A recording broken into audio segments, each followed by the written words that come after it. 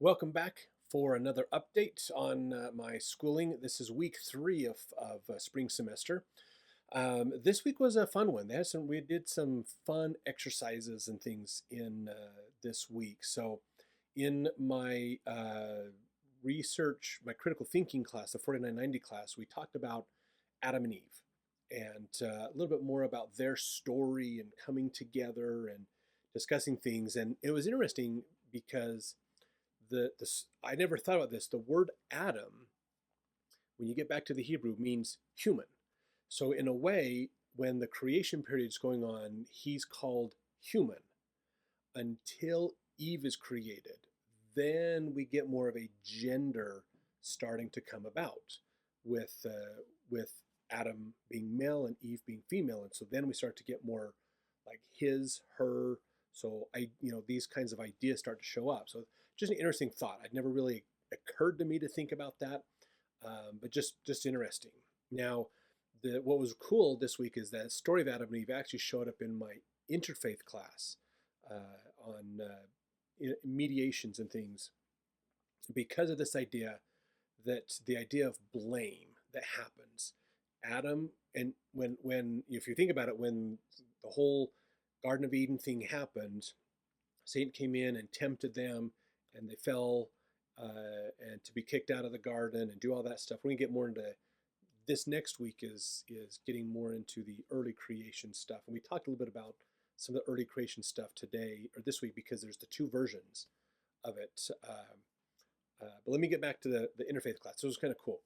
When God came down to meet with Adam and Eve, Adam is, God's like, Adam, what are you doing? Why are you hiding from us? And he says, well, the woman you gave me, she gave me the forbidden fruit, and I ate it. So probably the most male thing Adam could have done is blame it on his wife. I mean, it's just funny that that's the first thing that he said was, I'm going to blame Eve. And what did Eve do? She blamed the serpent. And it's interesting how this idea of blame, of passing the buck, is such a common theme. So we talked about this, that sometimes we see us as here and our problems as outside of us. So this is a problem that sometimes happens. The conflict isn't me, it's everybody else in the conflict. I'm okay, but the conflict is outside of me. And so this is sometimes how we will view things when we're getting into conflicts. When conflicts arise, we often either address it or justify why it's not our problem. So there's two ways you can look at that. One is you can look at it and go, okay, yes, there is a conflict. Let's acknowledge it. Let's realize what's going on, and maybe I'm contributing to that in some way, and we need to be cognizant of that. Or we say, it's not me, and we find a way to justify out of it. That's not my problem. This is often happens when people get into conflict, and then I wouldn't say necessarily there's a between those ways. I mean, you could say I wouldn't say one's good or bad. I would say there is appropriate and inappropriate. More likely, the admittance of it and realize there is a conflict is appropriate to understand that and then find a way to deal with that and in a positive way.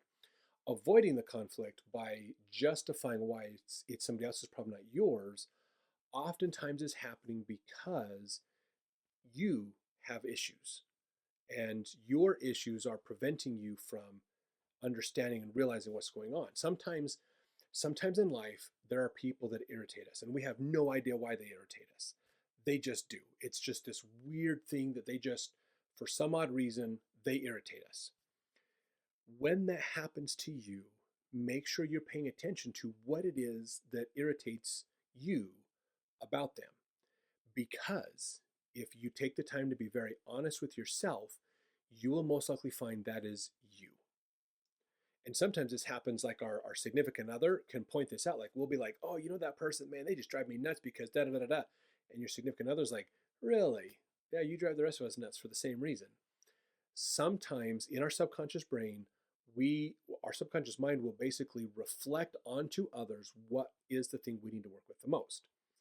And I love this because it gets at that idea of the beam and the mote story that Christ talks about in the New Testament, that before we help somebody else, let's make sure we don't have the problem. So when you have that knee-jerk just dislike of somebody, understand what it is you dislike, and then you need to reflect on yourself. Am I doing this to other people? Am I representing this? Am I doing these kinds of things? Because most of the time you are. It's uncanny how this works. I do this to myself. If I find somebody that just for some reason just rubs me the wrong way, just I don't like them for some reason, like right off the bat, I start to examine what is it about them that I don't like that's bothering me. And then once I identify that, I look in myself and go, am I doing that? And I have to admit, like almost 100% of the time, I have to admit, oh my gosh, I actually am doing that. I need to stop that. And so when I stop it, it's fascinating because that person no longer bugs me when I change myself. So that's just a fun little tidbit to think about with this. But this happens a lot. What's interesting is letting go of blaming helps us to understand that we are here and what will I do now. So we have to let go of blame in dealing with conflict. We can't just you did this and you did that and da da da da da and I did this and then you hit me here and da da da da. The blame game is a tough one. We have to learn to say, look, let's move on from that. Let's not blame each other. Let's admit we are here for a reason and both of us have valid reasons for being in this conflict, and let's talk this out and discuss things. In fact, our teacher Chad Ford made a point. Sometimes in abusive relationships, are people who take responsibility for the other person's choices. So in an abusive situation, this sometimes happens where the abused is blaming themselves for the choice of the abuser. And this is a very bad habit to get into, and something that it's not going to be constructive for a good relationship to say, oh, they abused me because of my choice. And even abusers will oftentimes say this, I'm doing this because of you. That's the deflection. That's again trying to say, I'm okay, you're the one that's wrong. And and so we have to realize that and admit that maybe I'm part of the wrong. If you're in a conflict, you have to be willing to admit maybe I'm a contributor to the problem, and I need to be willing to work with that and overcome those challenges. That goes so far in helping to overcome those things yourself. So peace building skills are ability to be accountable and ability to change. Those are good ideas. One thing that we brought up in the class is the word meek, and I love this because in the New Testament, Matthew chapter 5, when the Savior is doing his Sermon on the Mount, he talks about, blessed are the meek, for they shall inherit the earth. We mentioned this. The Greek word means someone who has power, but does not use it in a self-serving way. That is meek. These aren't powerless people. These are people who have power, who choose to not use their power in a self-serving way. That changes how you think about that. It's really cool. Really some cool things to think about. One thing we did in the class this week as well is what's called a spiritual map. We had to go back 3 generations, look at our family and what are the faith traditions of our ancestors and how has that changed over time and how does that affect us in our day and age and what is kind of our journey and our things. So I looked at mine. Most of mine, when you go back 3 generations, most of mine are people who are either joining the church, LDS church, at a very young age, or their family joined in the previous generation. So generation 4, my great great grandfathers and grandparents, I should say, they're usually the ones that are joining it because this is now putting us early to mid 1800s when the missionary efforts are going out and so forth. So not a ton of variation. There were some students that had some like lots of variation in interfaith marriages and all kinds of things going on, which is way more exciting than mine. But my faith journey, I think, has been more impactful in my own experiences. I served a mission in Arkansas and loved it, absolutely loved it. But man, was it an eye opener to see all these other religions and philosophies and ideas out there. And ever since then, I have been on a journey to understand other religions. As you can tell, there's the Quran, there's lots of other books, Torah, Confucianism. Just love studying religions and understanding like religious history and things. So on my mission, I learned that I need to think more expansively about the gospel. Who does God really love? It's not just members, not, there are extra blessings for members for following, for keeping those commandments, but God loves all of us in a very equal way. And we need to realize that the gospel is for all of us, not just certain people. And we need to be more respectful of people and their ideas. And so, ever since my mission, I've really thought more expansively and inclusively about the gospel. And that has really helped me to understand it better, to learn more about the gospel, and to avoid false traditions and dogmas around the gospel. And yes, there are false traditions and dogmas around the gospel inside the LDS church. There are some things that need to be changed, and hopefully they will change soon. Um, so it's been kind of fun that we have this idea of Adam and Eve and the creation periods, this argument with Adam and Eve and things that happened. Now, I mentioned something earlier. I want to make sure to clarify that there's two versions of the creation story in the book of Genesis. A lot of people hadn't thought about this, but there's one story that's Genesis chapter 1, verse 1, that goes all the way down through Genesis chapter 2, verse 4a, is what they call it. So they split verse 4 in chapter 2 in half. So it shows there's the version that's like, I, God, created this in day 1, and then the next day I created this, and the next day I created this. And then from Genesis chapter 2, verse 4b, the second half of that verse, all the way into chapter 4, I think verse 3 or verse 4, there's the other version of the creation story. And a lot of scholars look at this and go, you know, we don't know which one is the right one, so we're just going to stick them next to each other and hopefully nobody notices. Well, we noticed.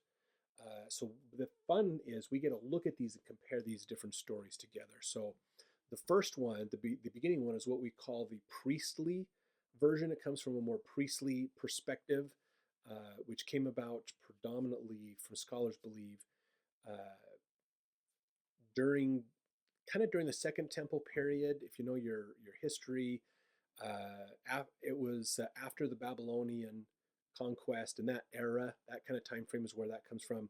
There's another group called the Yahwist way, or the J version, because J is a Y sound in Hebrew. That they did the second one, and they give a little bit different perspective of it. So it's interesting to compare and contrast those and see what does that have, because one of them talks about you know, in a little different way. So it's not, the priestly one is a little more organized, and then the second one, the Yahwist one, is a little bit more lumped together, but talks more about personable things rather than just things. It kind of makes Adam and Eve a little bit more human in the second one. The first one just mentions they were made, basically. So some interesting contrasts, ideas you can go look up. In my history research class, the 3000 class, we spent a ton of time studying and understanding primary sources, secondary sources, and a lot of different things in history. So a primary source is something, and I might have mentioned this, I think, a week or two ago. Primary source is something that is written at the time of the event or during the event. So like a census bureau, a journal could be a primary source for an event that's happening in history. Eyewitness accounts, those kinds of things are good primary sources when doing research. A secondary source is when somebody has done research and now they're talking about what they discovered. That is a secondary source. So they're talking about the primary sources that they looked at. So we can use both of these when we're doing evaluations. We can look at the actual data, and we can look at what people are saying about the data. And that can both give us ideas to help us as we do our research to understand a question we're searching for. So that's kind of fun thing to always consider when you're doing research and looking at things. When you look at a scholarly article, take the time to look at what are the sources? Where are they getting their data from? And honestly, this is super important for us all to look at, because the medical world has rules that allow the medical model to lie to us. I'm not kidding you. This is so crazy. So whenever a study is done in the medical world, they are required to send the data for that study to the FDA. But the company gets to choose what gets published in the publications to talk about those studies. So if a drug company is funding a study of their drug, like, is our drug better than a diet? If it comes out that the diet is better, the drug company has to tell the FDA about that study. But the drug company does not have to tell us about that study. So if they do another study that favors, they skew how they look at it, and it favors their product over a diet, they can publish that one, even though it's not a completely 100% truthful study. They can publish that one, but not the other one. There's things like that that happen. So there's not all the data we gather is accurate or true. And so we want to be careful with that. Even in historical stuff, we have to understand this, okay? All we're looking at, when we study history, we're not studying the actual history. We are studying a perspective of history, okay? This is important. Can we do a study that shows Christopher Columbus was a bad person? Yes. We've seen some of those come out in the last couple of years, which is why a lot of people hate Columbus Day, because they believe he encouraged slavery, he was a slave owner, he did a lot of things that his actions led to the demise of other nations in what he thought was the East Indies, but was more the Caribbean and South America, and even Florida and some of those places too. So a lot of people want to hate him for that. But there are research that you can do to show that Christopher Columbus was a good guy as well. Most people don't realize Christopher Columbus is actually partly Jewish. He comes from a group of Jews that was not liked in Spain and Portugal. They were seen as outcasts. They were half Jews. They weren't fully Jewish. They were kind of a mixture of Jewish and Gentile descendancies. And the Jews didn't really like him a lot, and the Gentile groups hated him too. So, but they were persecuted just as much as the rest of the Jews. So he was actually looking for a way to get Jews out of the area. And so there's an argument to be made that he was actually trying to prevent anti-Semitic issues from happening in Spain and Portugal, and which is a good thing. So it depends on the perspective. Every time you read an article, you're reading someone's perspective. Doesn't matter what it is in history, you're reading their perspective. So understand, what is the perspective? What is the argument that they're making? What are the sources they're using? Where was this published? Did this come from a peer-reviewed source, meaning lots of other people have evaluated it and given feedback on it to make it better? Or is this an opinion piece? Is it like a blog article? Is it a journalist? Where is this journalist coming from? Is this journalist have more of a, is the journal coming from a liberal perspective or a conservative perspective? These are things you want to consider, because this will help you to evaluate the sources you're looking at and how to do better research in anything. Okay? Look at their sources. Are they quoting primary sources? Are they pulling statistics from primary data sources, or are they quoting other people who've done this? This is a really funny thing. When you get into studying anti-Mormon literature, you'll notice when you go through, take an anti-Mormon book and you go through the sources and look up those sources, you will find that there's a circular pattern to citing things. Anti-Mormon authors cite other anti-Mormon authors, and they create this circle where they just keep citing each other. And it sounds scholarly because there's multiple people citing it and talking about it. But they're basically creating an artificial concept of authority by citing each other, because none of them are actually really authoritative. They're opinionated, but not authoritative. And so that's where you have to look at it and go, okay, we've got to be careful. That it sounds good, but we cannot take it on face value. We have to evaluate the sources, evaluate what we're looking at. Is this a good source? Is it a bad source? Does this author have a bias? If it is a member of the church who's writing a book about the church and they're a former member, they may have a bias. That would be a different opinion than if you gave, say, a Catholic the same resources and same information and had them write an article about Mormonism. They're going to say something different than a former member. There's different perspectives and bias. We all have a bias. Understand what bias is, the bias of the author, and then how can we account for that? By looking at other sources. What are other places we can look for related data to contrast and compare? Is this seem to be right, or is it not? Okay, this is so important to look at. I think it was in 2014 timeframe, the United Nations came out with this huge environmental report. It was supposed to be this massive landmark report that talked about how bad everything was getting, and we only had so many years to make it, and ocean currents are collapsing and all kinds of stuff going on. I read the report. It was published all over the place. It was touted in the news. Politicians are talking about it. So I read the report. I discovered in the report that it contradicts itself. It talks about the oceans warming and the oceans cooling and the effects of both of them. But you can't have the ocean warming and cooling at the same time. So which is it? You know, I read enough scholarly articles to realize that that paper was compiled. That paper was a compilation of scholarly research. That the compilation of it was done by an undergrad. The way it was written, it was an undergrad that did it. They paid a cheap intern to put that report together and then publish it out there like it was an amazing thing.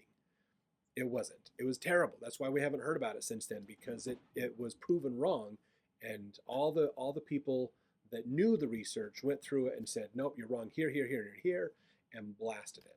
So we want to be careful where we're getting our data from and how they're working this. Another interesting point I can make on this as well is realize that statistics can be false. Just because it's a statistic doesn't mean it's true. So there's a great one out there that's touted a lot around Second Amendment rights, talking about how gun violence is the #1 source of death for children in America today. That's been used a lot in the news. If you go look at the actual data, which I absolutely recommend you do, somebody gives you data, go look at the actual data, to get back down to the original primary source of that information. If you look at the actual data, you will discover that in their statistics, they're including 18 and 19-year-old men in the statistic as a child. So for the purpose of their data, they are expanding we think of 18-year-old as an adult. 17-year-old is a child, right? That's the legal definition of an adult, is you're 18 or older. In this study, they put 18 and 19-year-olds in as children because it made their data look sensational. If you take the 18 and 19-year-olds out, the argument that gun violence is a leading cause of death for children falls apart completely. So be careful, because data is skewed sometimes. Be willing to do research. Be willing to admit if your opinion or your ideas are wrong when you do the research. Okay? Sometimes people will do research because they're trying to prove their point. We actually did one of the papers we read was of a gentleman that did this big research study on the Weimar Republic. And it was a really interesting study. So the Weimar Republic, if you're not familiar with that term, some people have heard it, some haven't. The Weimar Republic was the interim government that helped Germany after World War I. So when World War I ended, the Kaiser, who was the general, kind of the leader of Germany, was kicked out, and this more democratic-looking committee was put in place. That's the Weimar Republic. They ran Germany. They were somewhat responsible for the hyperinflation and problems that they had after World War I, and then they were eventually kicked out as Germany eventually got back on its feet and put a new government in place, which is where the Nazis got into power from. Not full power, that's a whole other story later, but kind of a secondary power that they got into. But he did this study in the Weimar Report, and he was using sources that were confirming his bias. He had an opinion, and he was looking for data to confirm his opinion. When you go back and look at these sources, like several other scholars looked at his research and went back and looked at the sources and discovered that that's not what the source actually said. He is implying his own opinion on the source. So they argued against it. So he admitted, yes, I did things wrong. But when you look at it, his argument falls completely apart when you look at the sources accurately. So this sometimes happens. People sometimes come from a perspective of, I'm trying to prove a point, and so I'm going to find data that validates my point. That is a very different process, instead of looking at, I want to understand the truth of what happened. Let the data speak for itself, not you try to tell the data what it meant. So be careful when doing any kind of research, and this is good advice for all of us. Any kind of research, look at the sources. If somebody tells you something, where did they hear it from? Where did they get it from? Where's the primary sources? How do we get back to the original data? What did the data say? Is there a bias? And who put this data together? Is there a reason, a motivation that they would say it the way they did? Can we get it peer reviewed? Is this something that has been fact checked? Is this something that's been double checked to make sure it's working properly? Now, I use the word fact check. I probably shouldn't have, because there's kind of a Fact check these days is basically my opinion imposed over your opinion. And social media, that was a problem for during the Biden administration. Basically, was suppressing opposing views. That's not a fact check. That is suppressing opinion. A true fact check is verifying that what they're saying is accurate. And opinions, you can't fact check an opinion. It's an opinion. But just because somebody has a different opinion doesn't mean they're necessarily wrong or bad. So, some good things to think about to help us. Hopefully, you found value in what we've talked about today, this week. So, looking forward to more next week as we continue studying the creation periods, getting into those verses more, and into some more fun stuff. We're going to be getting into some other books as well in my interfaith class. It'll be fun to discuss and talk about. So, we'll see you later.